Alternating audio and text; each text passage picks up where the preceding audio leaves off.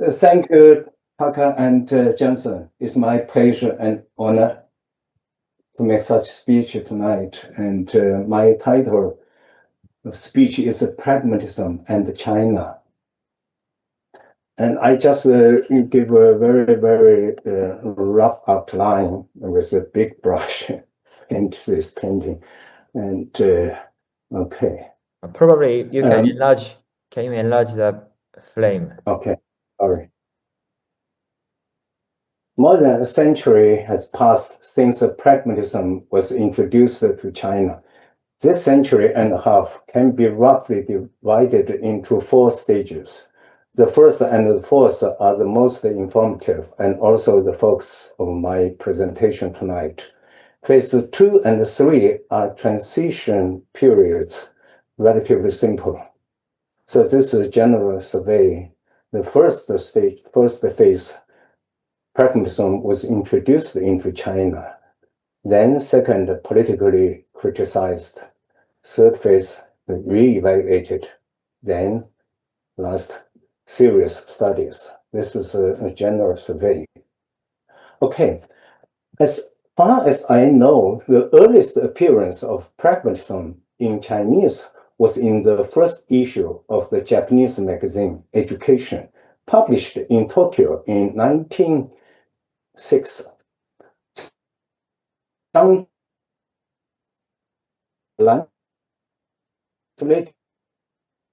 principle published in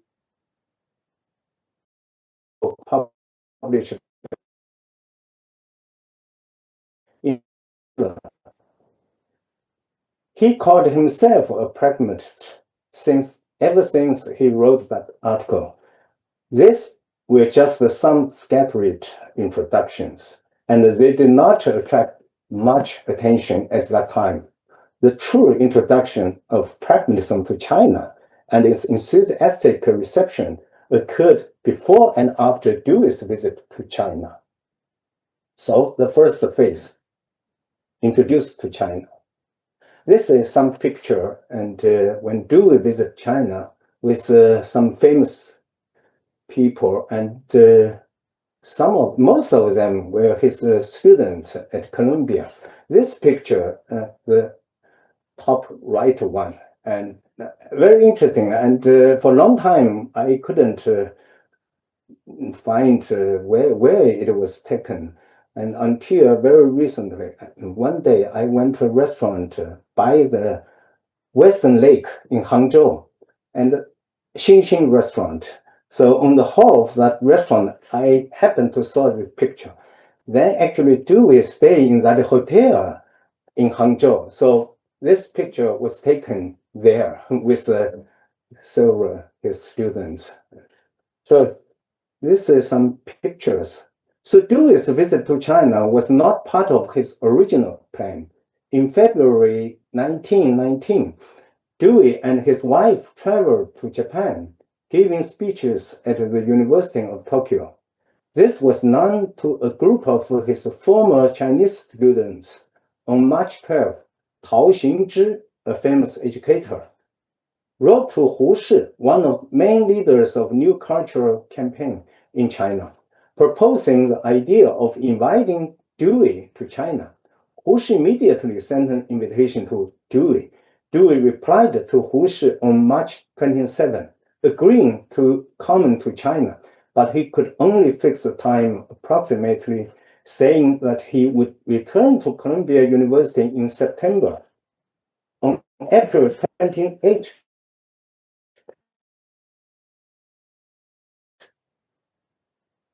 to begin his tour of China, the official invitation came from Peking, the former school at the Jiangsu Education Association.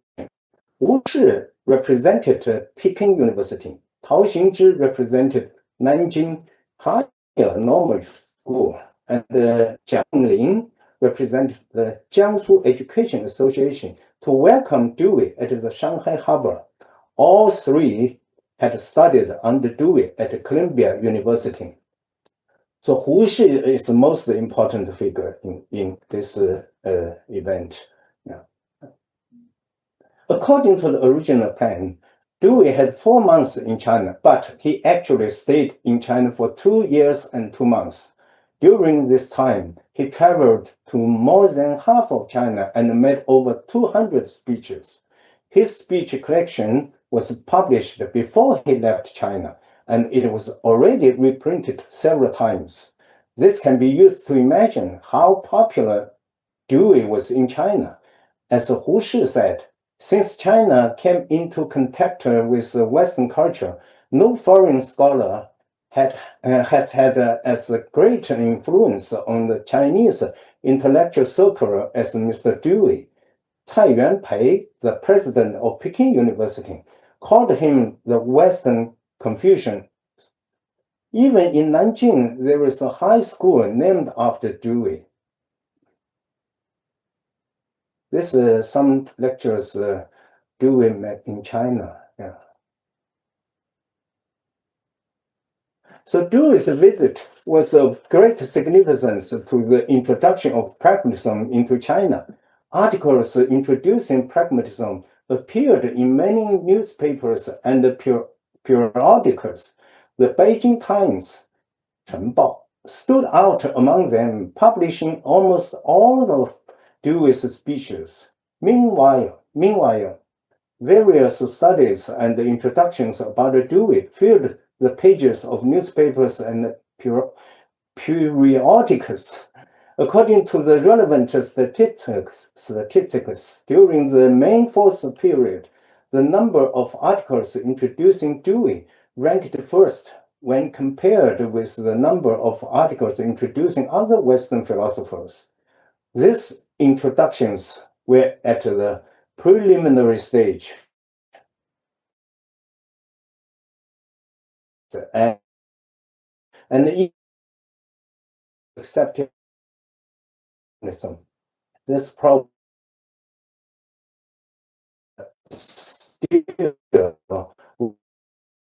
about how to translate pragmatism into Chinese. There was a disagreement. So yeah, this is still a problem.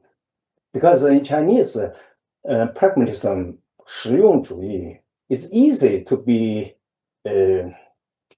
connected to some useful and material and all this kind of very vulgar meanings. So we want to avoid that, but still rather hard.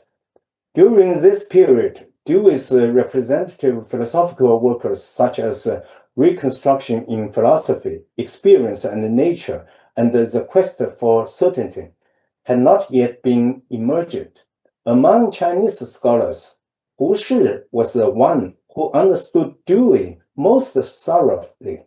However, he returned to China in 1917 and did not have chance to read Dewey's philosophical works published after the 1920s. He introduced Dewey mainly from the perspective of methodology. In other words, for Hu Shi, pragmatism amounted to a methodology. During the first phase of pragmatism's entry into China, the interpretation of it was represented by Hu Shi's understanding, and Hu Shi's understanding can be summarized as pragmatism is mainly a kind of methodology. Hu Shi wrote a long article on pragmatism in New Youth. This magazine was very influential and famous in that period. On April 15, 1919, he gave a speech with the same title in Shanghai, Jiangsu Education Association on May 2. This was the most comprehensive introduction to Dewey's pragmatism. Among all the articles introducing pragmatism in this period, Hu Shi's was the heaviest. In his speech, Hu Shi viewed Dewey's pragmatism as a product of modern science and Darwin's evolution theory. He believed that its main first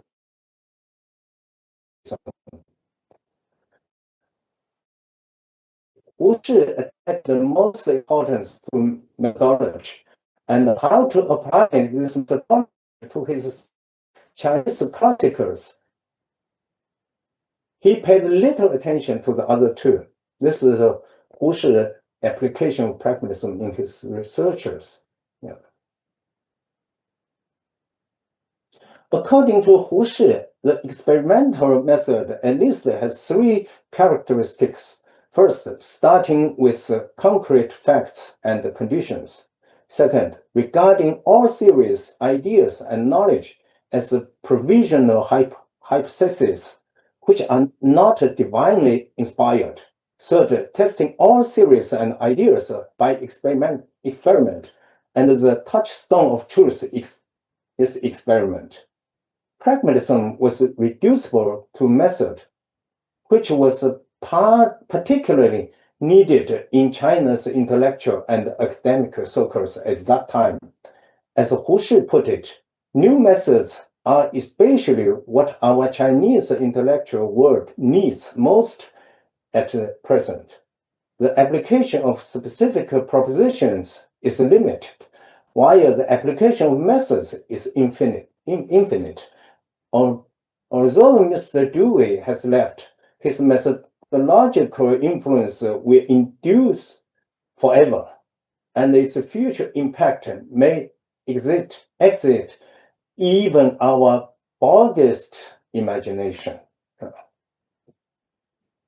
It is worth noting that even at the time, there were some people who were critical of Hu Shi's interpretation of pragmatism. In 1923, Zhang Dongsun, who was the first to introduce pragmatism into Chinese, published an article in Dongfang Zhazhi expressing his dissatisfaction with reducing pragmatism to a methodology completely unaware of this. He had already said in 1921 that truly understanding Dewey's philosophy in China is rare. So I earnestly wish to draw everyone's attention to this truly beneficial aspect, methodology. So Hu Shi introduced Dewey's pragmatism to China, but he did not delve deeply into its philosophical core for two main reasons. First, at that time, there was insufficient research and limited access to relevant materials. Second, he took into consideration that Chinese students' capacity for acceptance and their practical needs. So this point is also supported by Russell's experience in China, where his lectures focused not on his analytical philosophy, but rather on social and political philosophy. So pragmatism was a completely novel doctrine to the Chinese people at that time. In the initial stage of its introduction, even fragmentary and superficial understanding of it had been very beneficial. Hu Shi intended to grasp a key point from these limited understandings, and in his view, this key point was the pragmatic method. During the initial phase of pragmatism introduction to China, the intellectual and academic circles almost uncritically adopted it, while there were some critical voices as early as 1920s. Such criticism remained isolated and weak, exerting little influence. On the other hand, however, the intellectual and the academic circles at the time had a strong subjective consciousness in their acceptance of pragmatism. In other words, they had clear purpose and intentions rather than adopting it blindly or purely for academic considerations. That generation of Chinese scholars carried a profound sense of social mission, entwining their interest in Western learning with reflections on China's national destiny. Scholars like Hu Shi, for example, could be criticized for their superficial understanding of pragmatism. Yet for them, pragmatism was not merely an academic subject. it was an intellectual weapon, organically integrated into their thoughts like their own hands and feet. In this sense, his grasp of pragmatism was profoundly deep. Of course, looking back today, reducing pragmatism to a methodology is problematic, or at least overly narrow. Pragmatism is a really comprehensive theoretical system of which methodology is only one branch. Without understanding the fundamental divergence between pragmatism as a philosophy and the traditional philosophy, and without grasping the profound implications of dualist philosophical reconstruction, it becomes difficult to grasp the foundation of what Hu Shi referred to as methodology, and even harder to explain why such methodology emerged in the first place. Contemporary pragmatists have raised doubts about whether pragmatism even possesses a distinct method. Roger and Putnam have pointed out that what sets pragmatism apart from other philosophies is precisely its lack of specific, definitive methodology. One denoted by the method. Methods, they argue, emerge and evolve within practice. They are not predetermined or transcendental principles existing outside the context of action. Is there a single universal method applicable to all situations? Pragmatists should not endorse such a priori notion of method. So it is inappropriate to discuss pragmatism in terms of method while neglecting its underlying spirit. After Dewey's visit to China, a series of pragmatic workers were translated into Chinese in 1913s and the 1914s, like James' Psychology. So now a question must be asked. Why was pragmatism so quickly embraced by China's intellectual circles? I think that four main reasons can be identified. First, it aligned with the aspirations of the new cultural movement around 1919. The main force in new cultural movement was the intellectual enlightenment campaign, and the pragmatism resonated perfectly with this spirit of ideological liberation. Not only did science and democracy, which represented fundamental tenets of Zhejiang pragmatism, were exactly two slogans of main force movement, but more importantly, pragmatism embodied a revolutionary ethos. Experiment is the only touchstone of truth. Hypothesis, skepticism, and practical outcomes replace the authority, superstition, and the empty rhetoric. All traditions were to be tested through experimentation, as Hu Shi remarked regarding dualist pragmatism. It is an important weapon for all critical movements, most impartial, yet most formidable. Second, it resonated with the traditional Chinese models of thinking. This can be another topic. Here, I'm not going to talk about it more. We just published the book, edited by Roger Ames and I, and Peter Herschel. I just wanted to say that due to the similarity between pragmatism and traditional Chinese philosophy, especially Confucianism, it was easier for Chinese to understand and accept pragmatism more than other Western philosophy. Third, the advancement of pragmatism was driven by a significant number of dualist Chinese disciples. Many leading figures in the intellectual and cultural spheres at that time were students of Dewey at Columbia, such as Hu Shi, Jiang Mengling, Pao Xingzhi, Zhang Boling, Chen Heqing, Guo Bingwen, Zheng Xiaocang, and others. Among them, Hu Shi played a prominent role. He was an idol to the majority of young students, and many attended Dewey's lectures precisely because of Hu Shi's influence. In fact, some crowded into Dewey's talks simply to catch a glimpse of Hu Shi himself. And I remember in another very famous scholar, Zhao Yuanzhen, his wife wrote, and when he was a student at Peking University, and one evening he met some classmates, female students, and asked them, "What are you going to do?" They said, "We want to watch Hu Shi." Actually, they want to attend the Dewey's lecture, but they said, "We want to watch Hu Shi."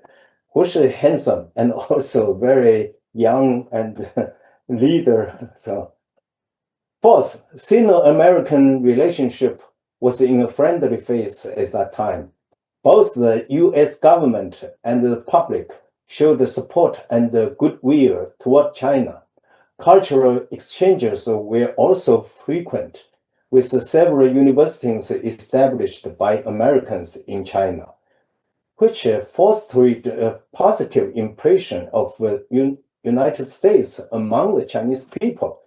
The number of Chinese students studying in the US increased significantly. Without delving into excessive detail, all these factors contributed to a favorable environment for the introduction of Dewey's pragmatism into China. So pragmatism made a significant impact during its initial introduction to China, but its influence was relatively short-lived.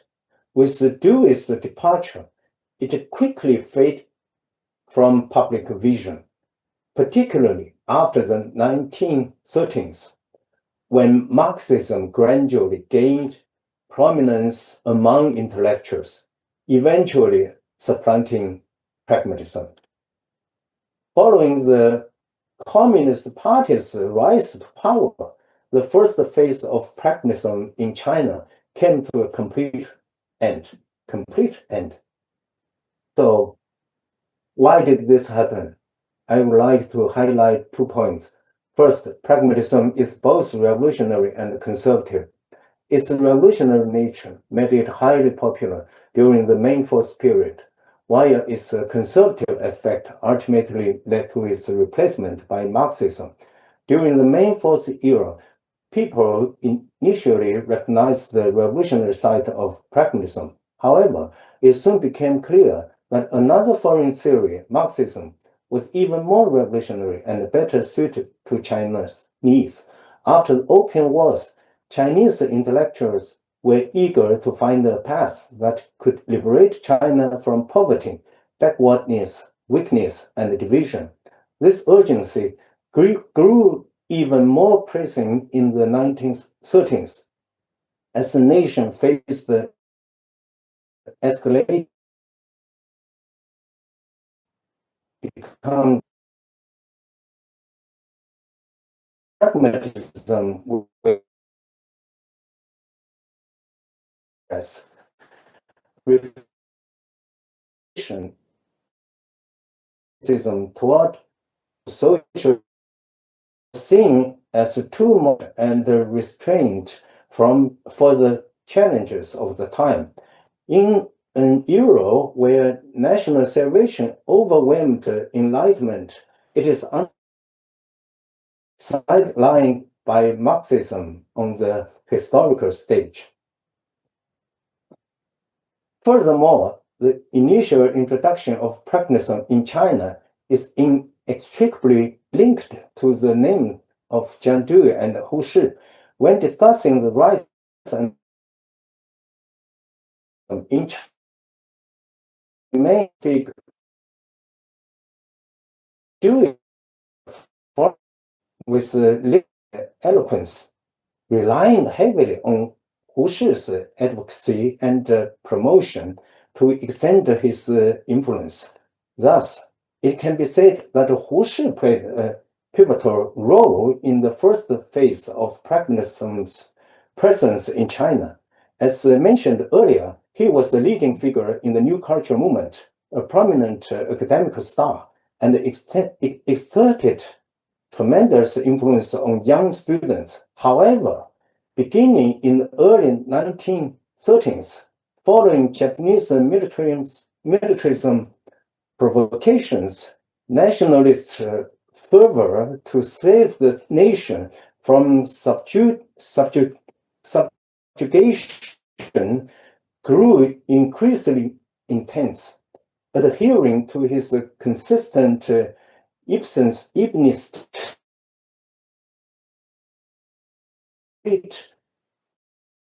protests and participation in political salvation movements, advocating instead for negotiation. As a result, he increasingly incurred the resentment that earlier I had already shattered, and his pragmatism no longer met the needs of the youth at that time. So this shift in sentiment is vividly captured in a letter from Peking University student to Hu Shi, which reflects the disillusion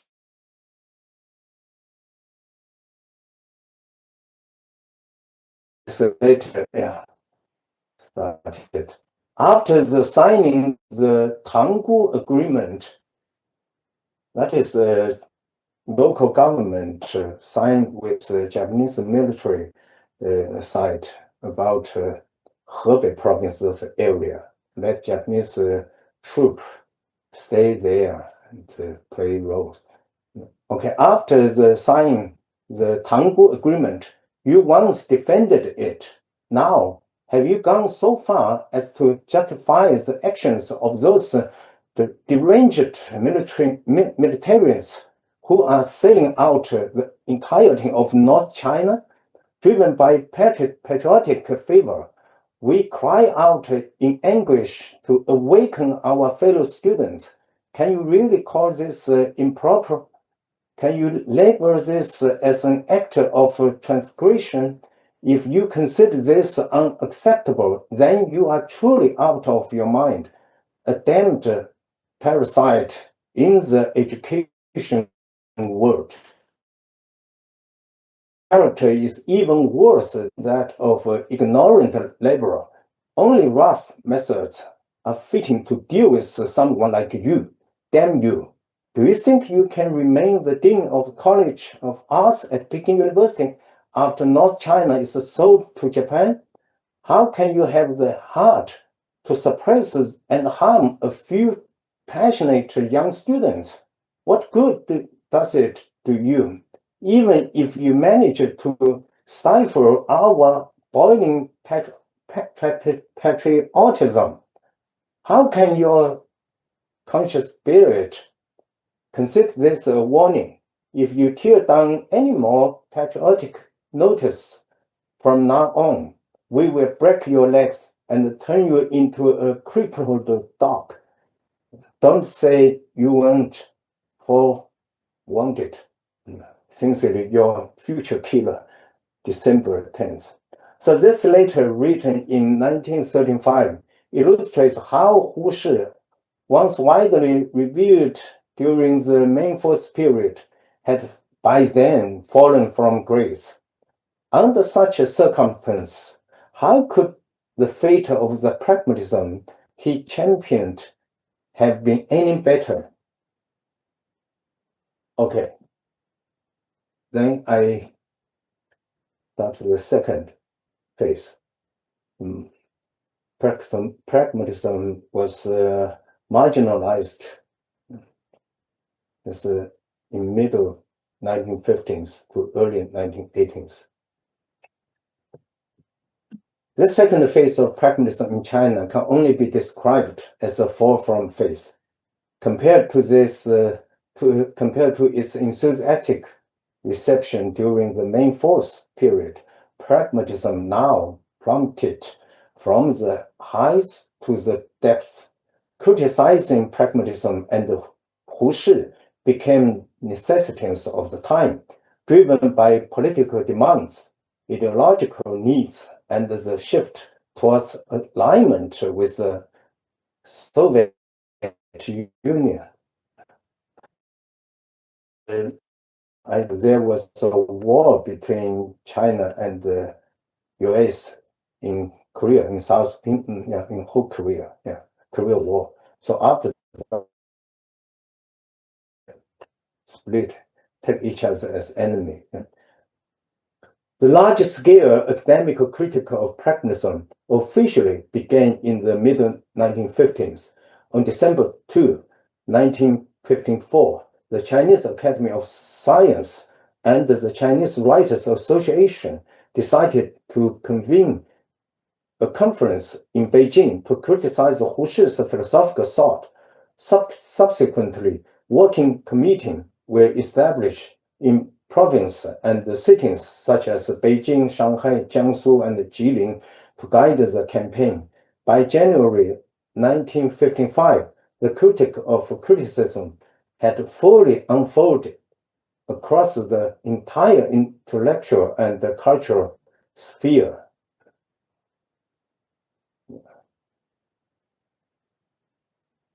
Yeah, they published many of these criticism books.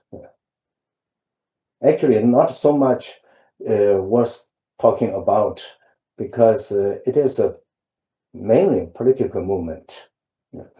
So today, usually nobody still read this kind of material. During this time, pragmatism was simply vilified as a vulgar philosophy of the American bourgeoisie, with its core tenet of subjective idealism, epitomized by William James' statement, "Whatever is useful is true." The critique of pragmatism in the 1950s spanned various domains, including the views on pragmatism, on practice, experience, and methodology, as well as educational, social, and political philosophies. However, the most representative and enduring influential criticism was directed at the pragmatist theory of truth. From then on, whatever is useful is true gradually became the most widely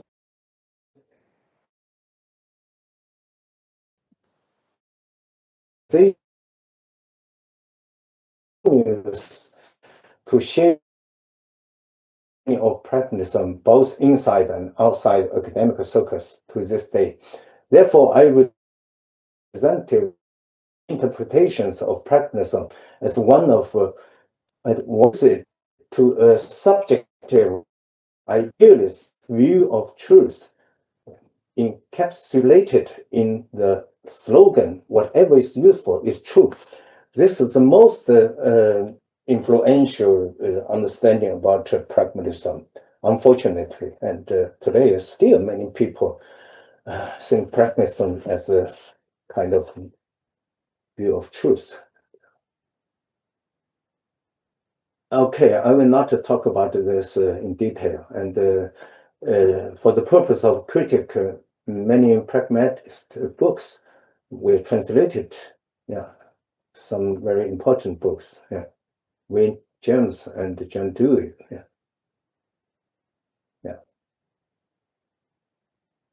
Okay, then the third phase. This is just a transition period, so I'm not going to unfold it and very quickly. Yeah, and probably just this guy mentioned, and Liu Fangtong. Actually, three events happened then in this period. Mao Zedong passed away. Cultural Revolution ended, and Deng Xiaoping started reformation and opened China to the world. But until the middle of the 1980s, the pragmatism still is a taboo, and nobody dare to talk about it or re-evaluate it. But Liu Fangtong is founder of Dewey Center at Harvard, at Fudan University, and he wrote articles in 1987, publishing it, and he took some risk. After that, there was a famous conference in China, also on pragmatism. So since then people more and more take a serious attitude to pragmatism. And also after that, in 1990s, the new pragmatism entering China. So the Edward Putnam and Richard Rorty, main figures, visited China in 1919.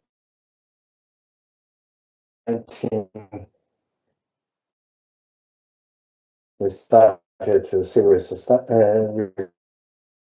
on actually when I was a student at university, nobody mentioned pragmatism. I mean teachers, and also we didn't know exactly what a pragmatism was. So then I went to Harvard as a Yajun scholar in the class of Harry Putnam. He actually delivered a course, pragmatism to new pragmatism. So suddenly I found a different pragmatism, really with a surprise. And also since then, I decided to to change my this research direction and then shift to the pragmatism studies. Yeah, but I should thank Putnam. Yeah. And I want to emphasize this is the fourth phase, flourishing. After 2000, the breadth and depth of pragmatism research have reached unprecedented levels. The three giants of classical pragmatism remain central topics of interest. However, it's worth noting that Peirce, who was relatively overlooked in earlier phases, the first phase, John Dewey, the second, James, then, Peirce has gained significant attention more and more. Meanwhile, key figures of new pragmatism, such as Quine, Goodman, Davidson, Rorty, Putnam, Sellers, McDowell, Brandom, and etc., have also become subjects of in-depth research. This trait is closely linked to the growing interest in analytical philosophy among younger scholars. Analytical pragmatists, including representatives of the Pittsburgh School like Sellers, McDowell, and Brandon, have emerged as hot topics in academic discourse. At the same time, Cambridge School of Pragmatism also impression the Sartre complete. Yeah. Yes. And there have been a systematic and a large-scale translation of pragmatism literature. And I think this is very impressive. Collected Works of John Dewey, 38 volumes. Selected Works of John Dewey, the 6 volumes. Essential Writings of Dewey, 12 volumes. Selected Works of William James, 10 volumes. Library of American Pragmatism, 8 volumes. Collected Works of Quine, 6 volumes. Rorty Self-Selected Collections, 5 volumes. Pragmatism and American Thought and Cultural Tradition Series, 7. And the New Pragmatism Translation Series, 7. The Pragmatism Research Series, 8. Many. And this is just some, I think, the main content still. This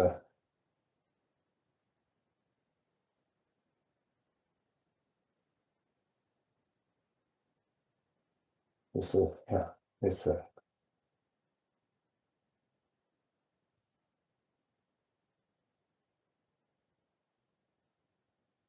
also a Journal of Pragmatism Research. So furthermore, specialized research institutions dedicated to pragmatism have been established. Notable examples including Perth Philosophy Research Center at Wuhan University, Dewey Center at Fudan University, Center of Dewey Thought at Chinese East Normal University, Center of Studies of Dewey's Educational Thought at Henan Normal University, Center for Pragmatic Philosophy Studies at Zhejiang University. Among these centers, Dewey Center at Fudan University is the most important one. Since its inception, the center has undertaken a series of significant initiatives. First, it organized the translation of the collected works of Dewey. As I know, this project is the first foreign language translation of the complete Dewey collection outside the English original. Second, the center launched the Dewey Lecture Series, inviting world-renowned pragmatist scholars to deliver lectures. To date, the 7 lectures have been delivered respectively by Roger Ames, Robert Brandon, Richard Bernstein, Hugh Price, Susan Huck, Cherry Misak, and Mark Johnson. Third, the center has served as a platform to build a community exchange among domestic scholars, especially young researchers. In 2015, with the support of Dewey Center, the Chinese Society for Pragmatism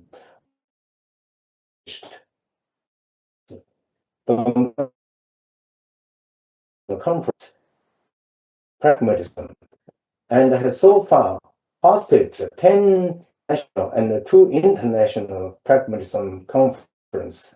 And originally, we plan every 2 years host one international conference, but then the pandemic came, so everything suspended. There's some pictures. So some new trends in understanding of pragmatism have emerged during this phase. 2 phenomena are worth noting. First, comparative studies have begun to place pragmatism and Marxism side by side for examination. This topic was once considered taboo, as pragmatism was long regarded as an adversary of Marxism.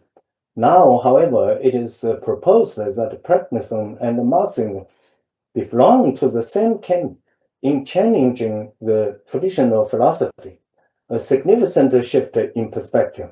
Although this viewpoint has not yet gained widespread attention, its potential implications are profound, especially in China, where this issue will inevitably need to be addressed sooner or later. Second, in recent years, comparative studies between pragmatism and the traditional Chinese philosophy have gradually entered the academic spotlight.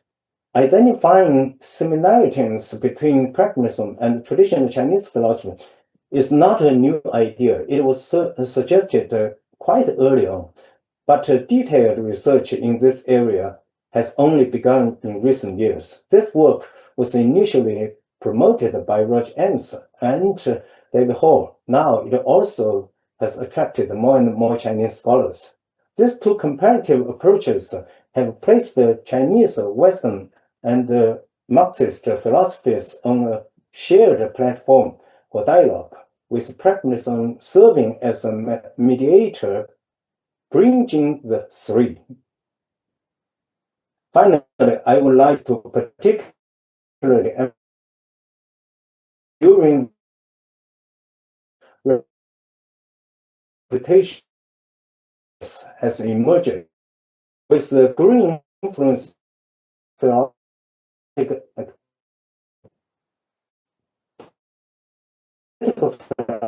has actually attracted attention. Against this backdrop, some scholars have explicitly proposed that pragmatism is essentially a theory of meaning Peirce was focused on, while James and Dewey are relatively marginalized as Chinese academia pays increasing attention to analytical philosophy. This interpretation of pragmatism has gained growing influence. I regard this interpretation that the core of pragmatism is a theory of meaning within the Anglo-American philosophical tradition as the third representative understanding of pragmatism in Chinese academia. Nearly at the same time, the fourth interpretation of pragmatism emerged, which claims that pragmatism is primarily a kind of ontology of experience. I used to be the advocate of the third interpretation, taking pragmatism as a kind of theory of meaning, but later I changed my mind. Now I think that pragmatism is first and foremost the ontology of experience, fundamentally distinct from traditional intellectual philosophy. At the meta-philosophical level, it differs entirely from conventional philosophical approaches, with its representative figure being Dewey rather than Peirce. When we grasp this ontology of experience, pragmatism's theory of truth, meaning, mind, action, and etc., can all be coherently accounted for. Therefore, the fourth interpretation of pragmatism identifies the core of pragmatism. Influenced by Darwin, this ontology of experience first regards life as the starting point of philosophical reflection. Human beings are not mere spectators of the world, but are beings within it.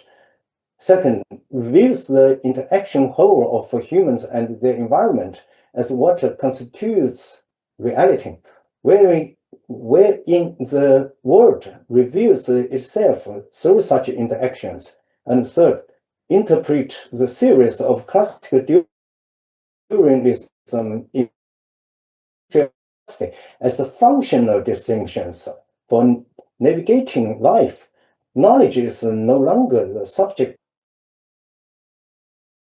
tool that guides experience. Philosophy no longer aims to discover an immutable absolute reality, but instead strives to foster human growth. This unique holistic and dynamic form of existential ontology has found resonance in Chinese philosophy, particularly in Confucian thought. In contrast to traditional Western philosophy, both pragmatism and Confucianism have charted a distinctly different path at the meta-philosophical level, a shift from epistemology-centered framework to an ethics-centered framework. It is a shift of philosophical paradigm. Okay, the conclusion. In the above discussion, I have roughly outlined the story of pragmatism in China as I see it. I argue that reception of pragmatism in China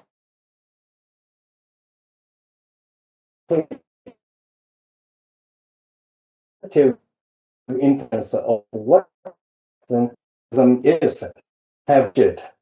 The first, pragmatism is a methodology. Second, pragmatism is a theory of truth, whose core is whatever is useful is true. Third, pragmatism is a theory of meaning. Fourth, pragmatism is an ontology of experience. It should be acknowledged that each of these four is given the understanding of pragmatism as a theory of truth, though initially driven by critic and despite its misinterpretation of whatever is useful is true, it's not completely without evidence.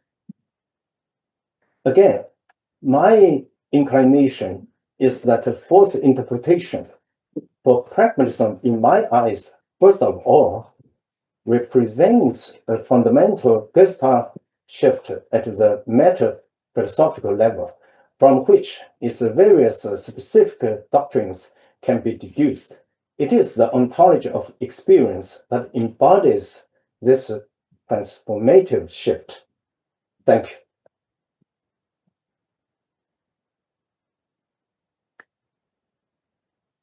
Thank you. Thank you, Professor Chen. I think Dr. Jason, would you chair? Right.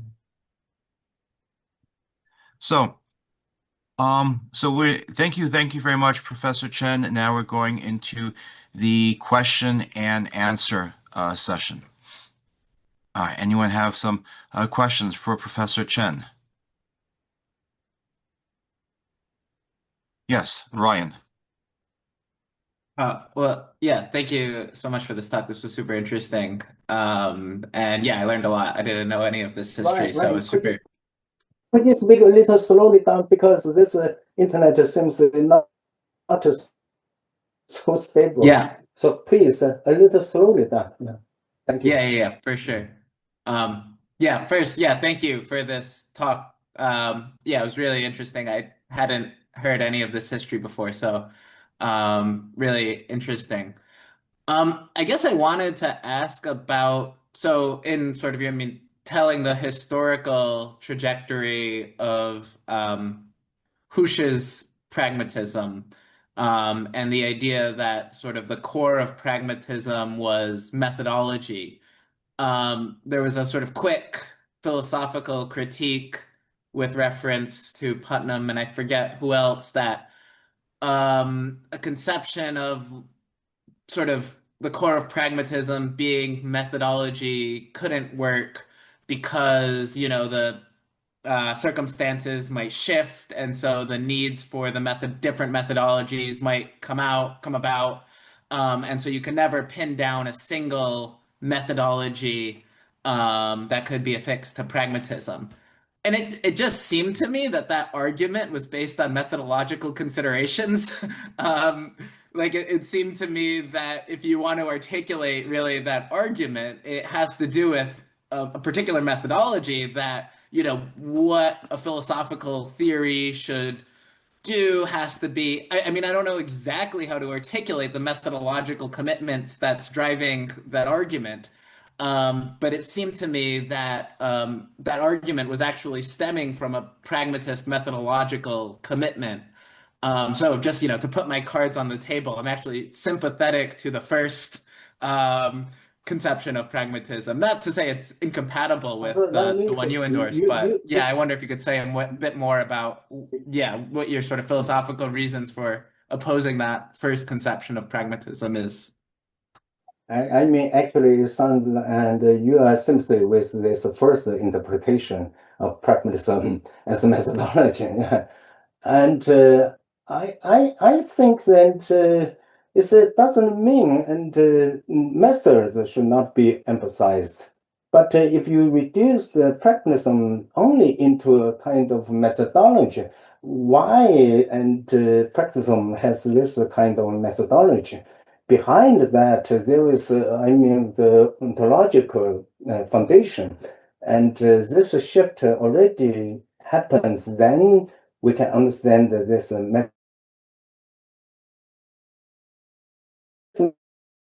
take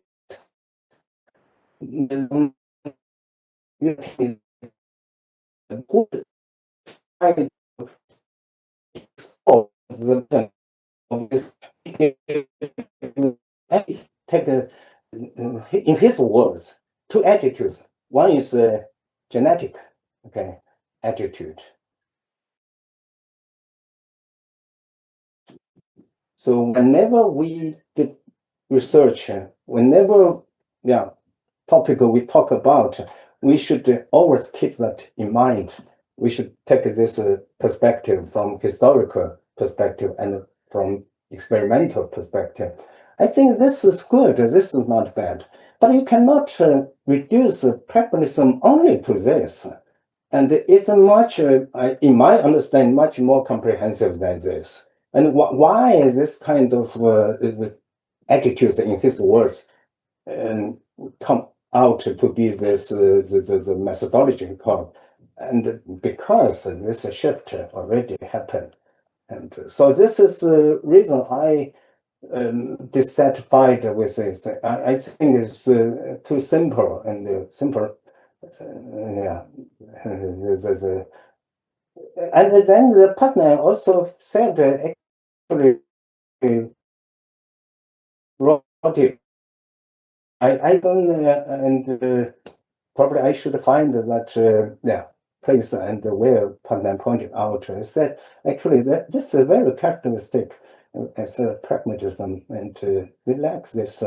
He called a kind of method, the method, knows the method, and always evolved and in practice change it. In different places, if I want to take a pro like the standpoint like William James, and even in different games, we have different methods, and method as method only against the background of what game are you playing, and I think this probably we should not isolate ourselves into this the method. I don't know if I answer your question, but yeah, I just want to say this. Yeah, that's helpful. Yeah, thanks. Yeah, I mean, I guess I would I would be inclined to think still, you are in we still have time in China. Yeah. Thank you. Okay, good. Yeah, thanks. Good. Thank you, Ryan. Anyone else? Dr. Haru? Yes, thank you. Thank you, Jason. Thanks for this very valuable talk. Despite some audio issues, I understood very much some particular dimensions, right? And as Professor Simonelli also mentioned, the first conception of pragmatism is very interesting to me because that's a methodological intervention or methodological introduction to China. And I was still wondering whether you can unpack or go deeper into what kind of methodology Hu Shi actually introduced, such as abduction, or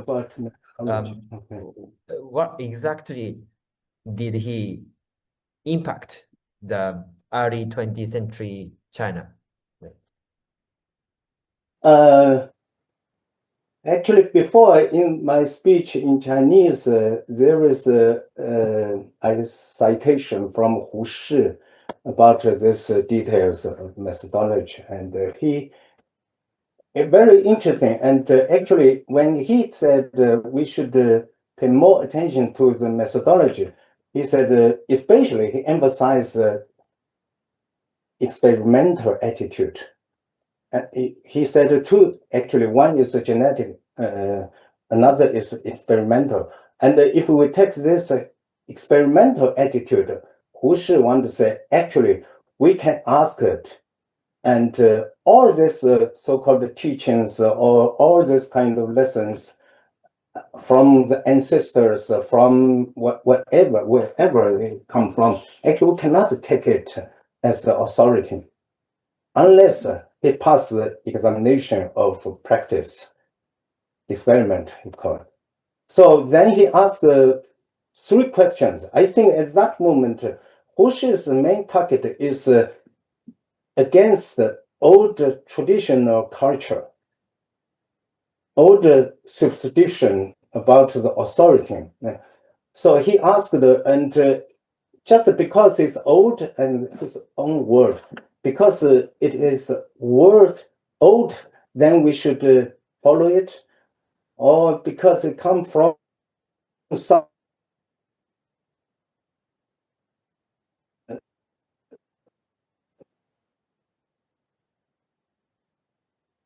Sorry, frozen.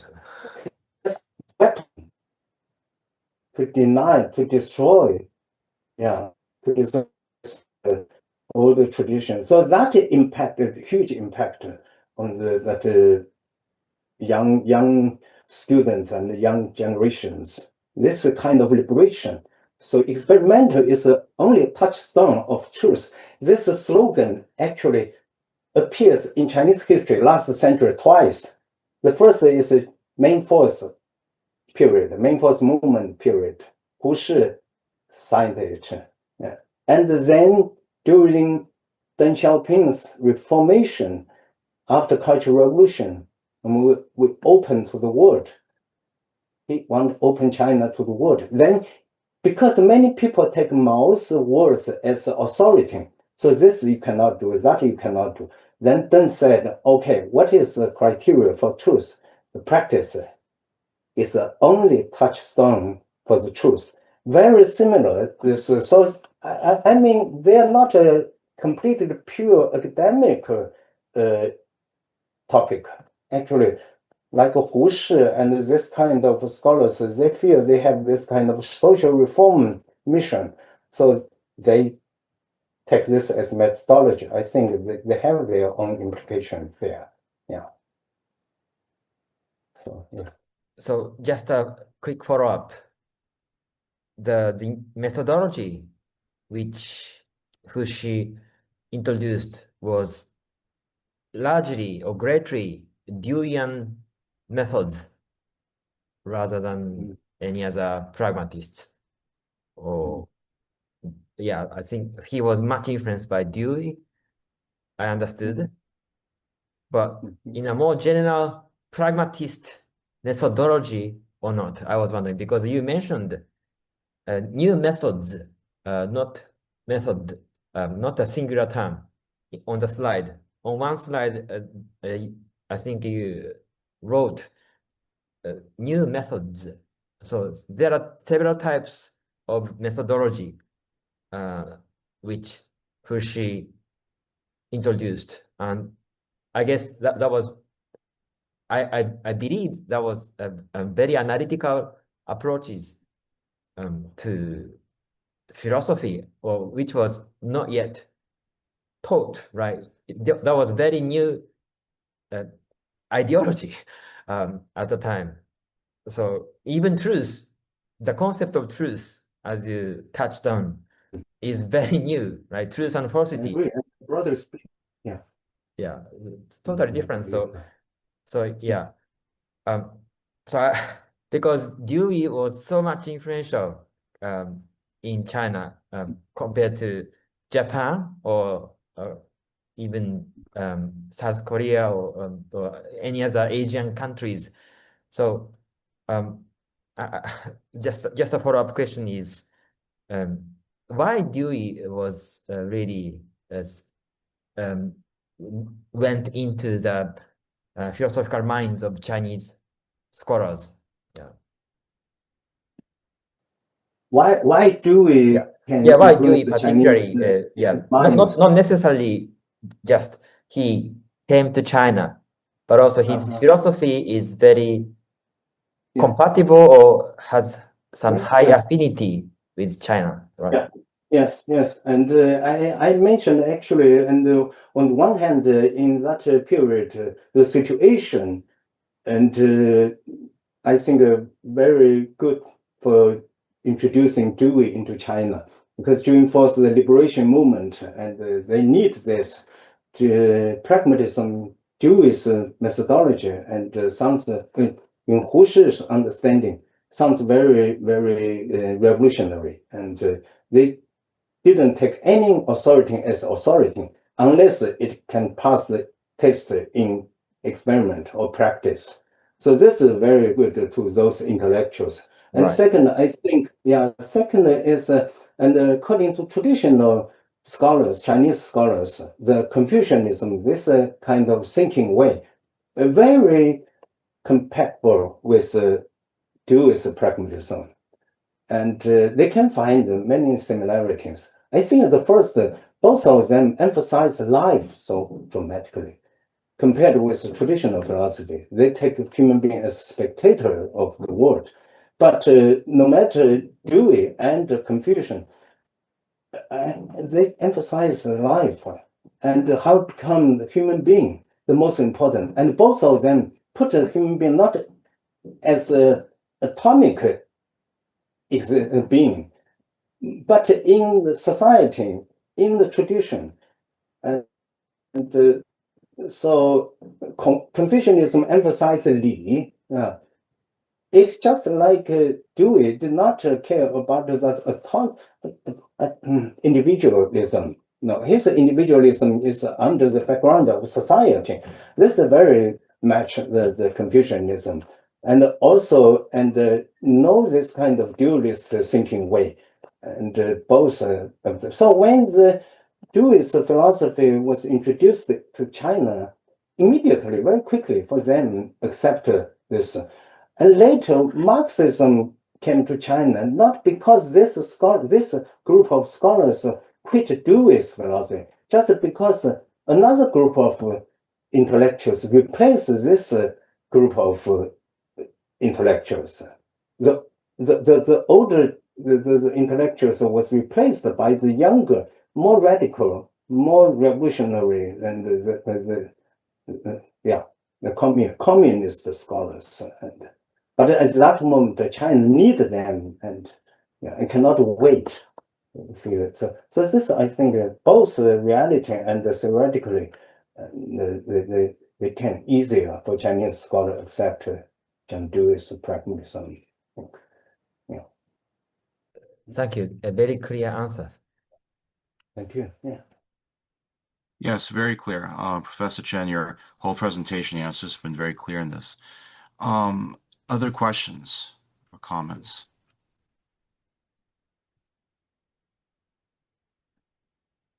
Yes, Ryan again. Yeah, sorry. So I could say more about the methodology thing, but I won't. Instead, I want to ask a different question. The complex. So you said part of in the sort of once Marxism became popular in China, there was this sort of reaction against pragmatism that really keyed in on the pragmatist theory of truth, right? And the idea that, whatever is true is useful. And I mean, I hadn't heard this Marxist critique before, but it's not hard for me to imagine the form of the critique, right? This is sort of a way of, getting bourgeois ideology, right? So, if you just sort of reduce truth to what's useful, who's the one outputting pragmatist philosophy? Well, it's the bourgeois class. And so this is their way of, something like that, I imagine. And I guess I'm wondering what sort of future pragmatists in China ended up saying against that sort of Marxist critique of pragmatism. Sorry, Ryan, I cannot hear you suddenly, and sorry. Could you repeat it again? Could you repeat it again? And I guess I was just wondering what the sort of future generations of Chinese pragmatists ended up saying in response to that critique. If you think that there, what the form of the response was. Was it that really pragmatists don't hold this theory of truth, or really this theory of truth isn't? I guess if you could just say more about what the response to this Marxist critique of the pragmatist theory of truth was. This is a rather complicated topic, actually. And originally, we tried to make a correction about this misunderstanding about the first, and pragmatism is not only theory of truth. Secondly, this understanding about the theory of truth, William James' theory of truth, is completely in the distortion, and I think they completely wrong. Himself, James himself already protested for that kind of interpretation and several times. So but we did a lot of job. Still, the effect was not as good as we thought. So now the 2 points, I think. One is actually seems okay. We accept this reality. We try to find another the understanding about the pragmatism, and this is daily life. This is the popular understanding about the pragmatism. Whatever is useful is true, and also this useful is really very low. And so, okay, but this has nothing to do with us. We have our own discussion about the theory of truth in our conference and the circles. So everybody in this circle know actually that is meaningless, that kind of topic. And this is one. We still do some research in this topic. But then another, I think, a group of young scholars actually, they especially with James' theory of truth. You know, as you know, you attend our conference. Actually, the person attractor absorb more and more side, more attentions. So the theory of truth now seems less and less to do with William James' theory of truth, but more and more with the Peirce theory of truth. And actually, John Dewey didn't talk so much about the truth. Anyway. Warranted assertability, I think this probably replaced the truth. And so I think now they have more this kind of, they try to make more dialogue with today's Western scholars, not with the old understandings about pragmatism, those scholars. So this, I think, is changed. It seems to split now two circles. And at the beginning, we try to correct them, to change the understanding. Yes, could you repeat the last thing you said, Professor Chen? You froze at the very end there, so we missed the very last few sentences that you said.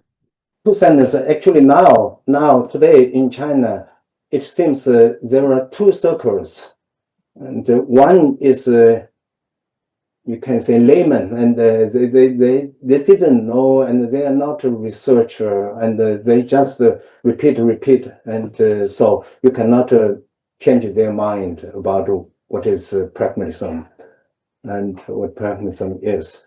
And then another circle, actually, I just want to say many younger scholars, and we have a conference. We talk about what pragmatism is and what the truth is.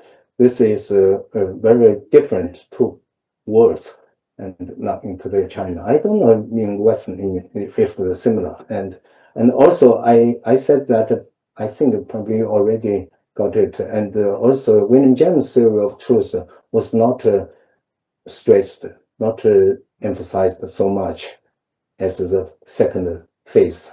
We take it as a representative of pragmatism. I have some more questions. Yes, Takahara, go ahead.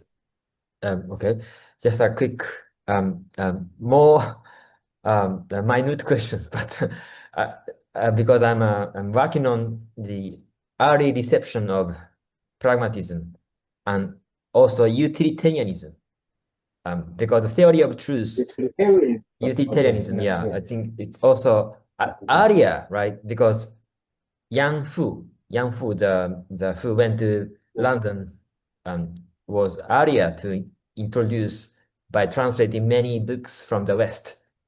One of them is John Stuart Mill's On Liberty. Some early modern philosophers' book, like George Berkeley's book on John Locke's, and many books were translated by him and other earlier scholars before Hu Shi. So I was wondering, is there any radical shift from the utilitarian reception or utilitarianism to pragmatism by him or in the early 20th century? And actually, as we know, there is a connection between these two. And William James wanted to dedicate the book to the Mill, right? And Yan Fu translated On Liberty as, I think, very accurate. And he said, on the boundary between the self and the society. Direct translation of Chinese title, actually like this. So liberty, actually, it is related to this old topic of where's the boundary between individual and the society. On the boundary between the self and the group. That's the English title. Okay. Yeah. Yan Fu, of course, influenced this younger generation like Hu Shi very much, but I didn't see his own comment and any matter praise or critic against Yan Fu, but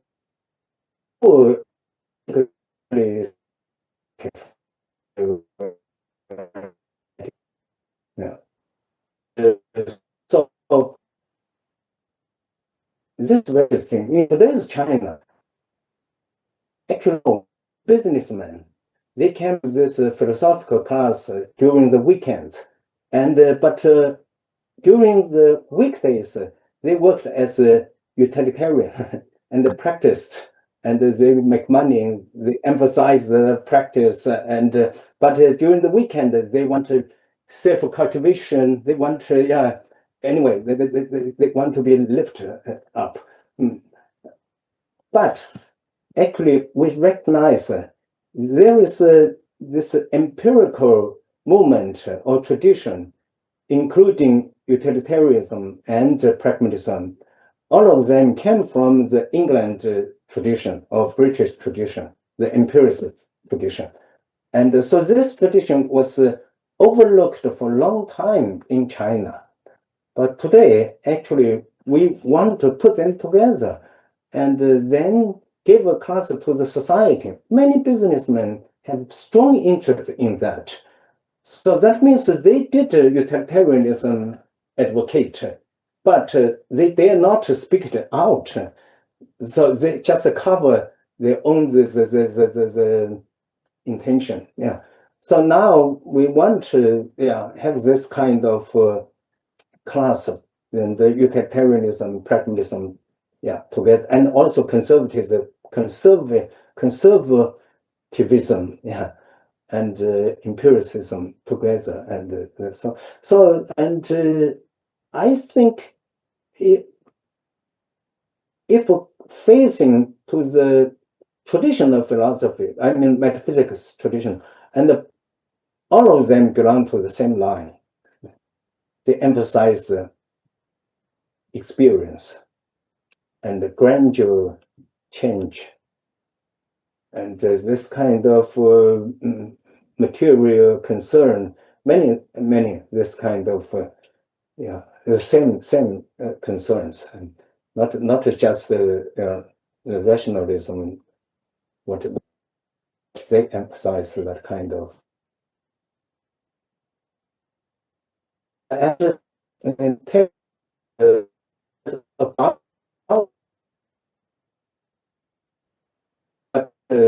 from outside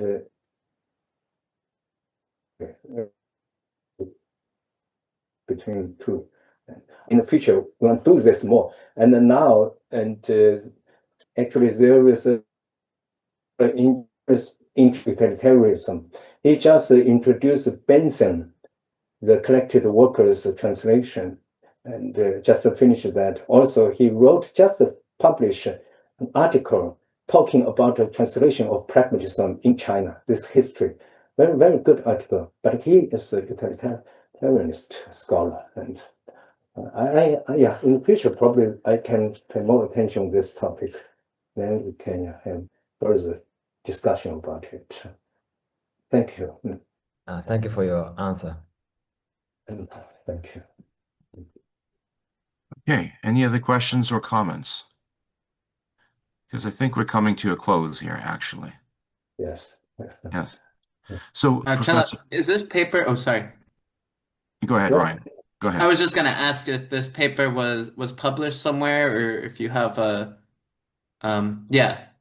Which paper? On the translation of pragmatism? No. The one you just presented today, or is this this is a work in progress? I can send it you later if you have. Okay, yeah, I'd be interested to take a closer look. And also, I published an article in this Confucianism and the Zhejiang pragmatism, the Roger Ames, and together with several American scholars. I think now this topic attracts more and more interest.